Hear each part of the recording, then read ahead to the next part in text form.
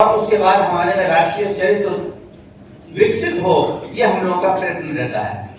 और ये कोई राष्ट्रीय चरित्र का उत्पन्न होना और विकसित होना कोई पाठ्यक्रम में लिखा हुआ नहीं है कि इस प्रकार से हम करेंगे तो ये राष्ट्रीय चरित्र विकसित हो जाएगा। ये कोई बिजली का बटन नहीं है, ये ऑन ऑफ कर दिया जा सकता है। ये प्रतिदिन राष्ट्रीय चरित्र के भाव को जीने से आता है।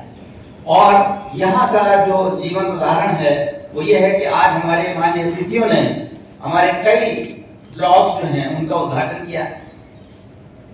हमारे वीरों के इतिहास, हमारे क्रांतिकारियों के इतिहास, हमारे शहीदों के इतिहास हम नहीं जानेंगे तो हमारे राष्ट्रीय चरित्र विकसित कैसे होगा।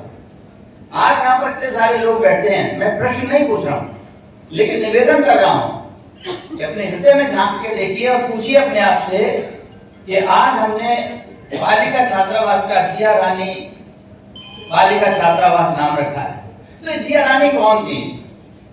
हम रानी लक्ष्मीबाई का नाम जानते हैं, ये बुंदेलखंड की रानी थी, लेकिन उससे कितना वर्ष पहले उत्तराखंड ने 2 रानियां हमको दी और उनमें एक थी जिया रानी, जिन्होंने तुर्कों से लोहा लिया और उस लोहा लेने के साथ उनको न केवल पछाड़ा, उनको भगाया, लेकिन दूसरी लड़ाई में अपना जीवन उत्सर्ग कर दिया, बलिदान हो गए, लड़ते लड़ते शहीद हो गए। ऐसे ही आज हमने कर्नल ज्ञान सिंह बिष्ट, लेफ्टिनेंट जनरल बिष्ट साहब का नाम रखा है।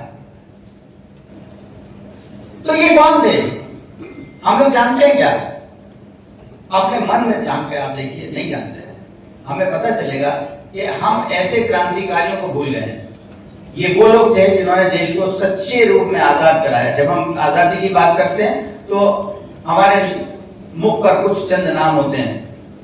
मैं नाम नहीं लेना चाहता किसी का, अवमानना किसी की हो मैं नहीं चाहता, लेकिन हमको सच्ची आजादी दिलाने वाले अगर कोई थे तो आजाद हिंद फौज के सिपाही थे, जिनकी वजह से हम स्वाधीन थे। और लेफ्टिनेंट कर्नल ज्ञान सिंह बिष्ट उनमें से एक थे। आप आजाद हिंद फौज के सिपाही थे और आपने अंग्रेजों के खिलाफ तोंगगीर की पहाड़ी पर लड़ाई लड़ते हुए अपनी जान दी। आप कल्पना कीजिए कि एक तरफ अंग्रेजों की भारी सेना थी जिसमें अनेकों टैंक, बख्तरबंद गाड़ियां, उनके पास तोपें, सब कुछ था, और बिष्ट साहब के पास केवल 98 सिपाही थे और वो उनके पास ही केवल राइफल थी।